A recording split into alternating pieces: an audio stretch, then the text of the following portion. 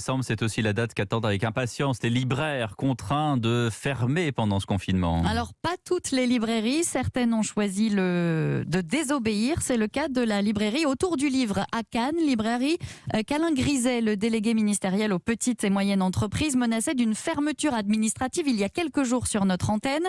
Vendredi, des policiers se sont rendus dans cette librairie indépendante et la vidéo circule sur les réseaux sociaux. Caroline Baudry.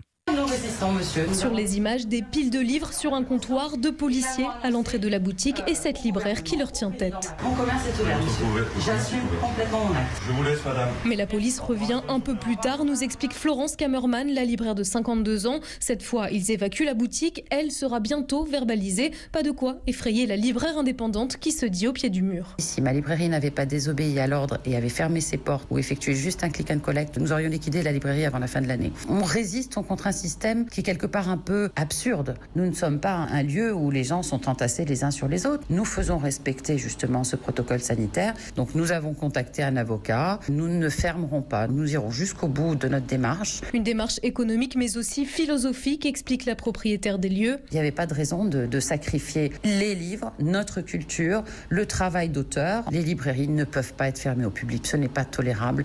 Le livre doit être accessible à tous. Aujourd'hui, elle est soutenue par l'auteur Alexandre Jardin et l'ancienne ministre de la Culture Françoise Nyssen notamment. Le maire de Cannes s'est même rendu dans la librairie acheter un livre en signe de soutien. Caroline Baudry pour Europe 1.